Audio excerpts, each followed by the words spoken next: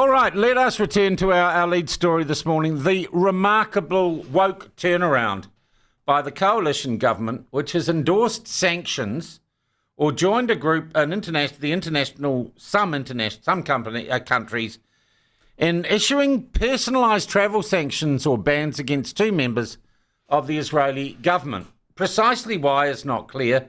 This move has been condemned by the United States. And I spoke to members or diplomatic representatives from Israel last night. The ambassador will be joining us tomorrow morning, the ambassador for Israel. But this seems to have come from nowhere. There was no pre-announcement that such sanctions were under consideration. And I'm not sure that we've got any diplomatic dispute with Israel at present. So what on earth is going on? To gauge reaction and try and get to the bottom of that question, we're joined now by David Cumin from the Israel Institute of New Zealand. David, lovely to see you again. Welcome. Good morning, Sean. This seems to have come as a bolt from the blue. Were you aware that there were a bunch of countries considering sanctions against Israel or not?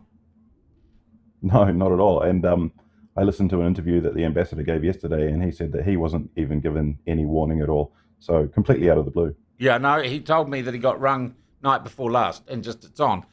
Had you read anywhere that countries were getting together to consider sanctions against Israel for standing up for itself? No, but it shouldn't come as too much of a surprise that these sorts of things might happen. There is a track record of countries getting together and deciding things and issuing statements, and the track record of particularly the UK, Australia and New Zealand, unfortunately, at the moment is one very much of condemning Israel as much as they can, or as much as they think they can get away with. Where did this occur? Was it a UN initiative? It doesn't seem to be. No, it seems to be just the countries that were listed, the UK, Australia, Norway, New Zealand. So I think it's just their foreign ministries deciding that they wanted or needed to do something, and this was the something that they chose to do. But have these two guys, and look, I didn't know them from Adam before this, I'm vaguely aware of them, and I don't really want to focus on them. Have they been convicted of any crimes or anything, or not? No, not that I know of. They are very controversial, though, and even within Israeli politics, they have said some unpleasant things, and as is the want of some media, those have been amplified. But they are distasteful individuals. Let's not beat around the bush. Okay, you say they're distasteful individuals. Sure. Okay, all right. Well, there are lots of distasteful. Some people would say Mr. Peters was a distasteful individual, wouldn't they? So Smotrich, for example, said something like, if he had his way, he would have starved Gaza until all the hostages were released. And Ben-Gvir, before he became a minister, had a picture of the Israeli terrorist that shot up at the Hebron Mosque. So they are on the extreme end. There's no excuses about that. They absolutely are. Even within Israeli politics, they're seen as extreme and fringe. They unfortunately have some power, though, because they're part of the coalition that the Netanyahu government is holding together, which is tenuous at the moment. There's a lot of internal politics that are going on, and maybe that's part of the reason for this announcement is to try and fracture that. But what it stands to risk, I think, is the supposed fairness and balance and principles that these Western countries, including New Zealand, purport to have. And what it really is woke virtue signaling, which I thought Winston Peters was against. Yeah, it appears to be. Okay, you've given me perhaps a new context, and that is this may be an attempt by the wokesters inside the foreign affairs departments of the signatory countries to pressure these two out of Israeli politics. That would appear to me to be interfering in the domestic politics of another country, which I thought domestically, I didn't think you were meant to do in a diplomatic sense. Well, I don't think anyone will admit to that. The other possible reason... Well, whether or not they admit to it, that's what appears to be happening, David. Well, possibly. There's a couple of other reads that could be had on this, of course. The press release that the Beehive put out mentioned the two-state solution no fewer than 4 times, which is extraordinary in a very short press release. And so perhaps there's a lot of pressure coming on these countries to try and do something like recognize a Palestinian state, and this is the consolation prize. Another woke virtue signaling that doesn't really get to the core of the problem, and as the United States has said, doesn't really help anything and makes things worse. And the reason for that, because I've already said these two individuals have said some rotten things. Okay. However, so have the president of Turkey, for example, the president of the Palestinian Authority, for example, the Iranian supreme leaders, for example, and none of them, I think, have travel bans into New Zealand. And even worse than that, if New Zealand was really, if the Ministry of Foreign Affairs and our foreign minister were truly interested in a two-state solution, we wouldn't be funding textbooks in schools that teach children to glorify the murder of Jews and that the whole land is theirs. Mm. Do we have any sanctions against anyone from Qatar, which of course gives safe harbour to the leaders of Hamas, who are a designated terrorist organisation? More than safe harbour, actually, Sean. There's been recent evidence that suggests that Qatar was helping Hamas in other ways prior to October 7th and after October 7th.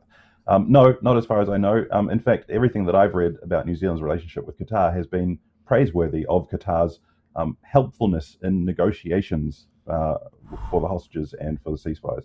And so I don't think New Zealand has said a bad word about any Qatari official, despite not only their involvement with Hamas, but the slave trade that is part and parcel of Qatar. And Al Jazeera, by the way, is funded by Qatar, and it's the only 24/7 news channel available in New Zealand. And it's banned in the West Bank by the Palestinian Authority there because it is so extreme and they don't believe or trust it. So, some more moderate states in the Middle East have also banned it because it is extreme. Although, to be fair, I think the Al Jazeera Arabic is slightly more extreme than the Al Jazeera English. So there's some distinction. Also, a huge number of former Al Jazeera English journalists working in TVNZ, believe it or not. All right. This is weird then, David. I want to talk about what it means for the Jewish community in New Zealand, which is already facing unprecedented levels of anti-Semitism. And the fact that, for example, we've got this case in Christchurch of the tourist just being punched for being from Israel, anti-Semitic, or apparently anti-Semitic graffiti on the streets of Wellington, supported by the husband of Helen Clark, who is herself something of an anti-Semite. What does an announcement like this by Winston Peters yesterday do to the mindset and to the lives of people associated with the Jewish state and people of Jewish faith in New Zealand? That's a great question. It's very hard to, of course, know. But what we do know is, first of all, this is not really going to change a heck of a lot in Israel. If anything, he's given these two MKs a platform to go and rile up their base yet again. He's also given Hamas and the Palestinian Authority excuses to ramp up their incitement without consequence. But what does it mean for domestically here? Well, what we've already seen is on the comments pages of the outlets that have run this story, another level up of abuse and insults and offensive language and what some people might call hate speech against Israelis and Jews in New Zealand. What that usually leads to is, or is correlated with, is an increase in attacks or abuse in real life. And so it's probably going to help foment some of that as well. Not that that is a direct consequence or intention, of course, of what's going on, but the signal is really clear, isn't it? The signal is, if there are some Israelis who say things that we don't like, we're going to sanction them. If there are textbooks that teach children to glorify the murder of Jews, we'll fund it. And that is our funding of UNRWA, of course, isn't it? Yeah. Which we haven't ceased, even though it quite clearly has been funneling aid and support to Hamas, who have sold that aid on at market rates to the civilian population of Gaza. Yeah. More than that, Sean, there are Hamas terrorists that are employed by UNRWA that have been known about for decades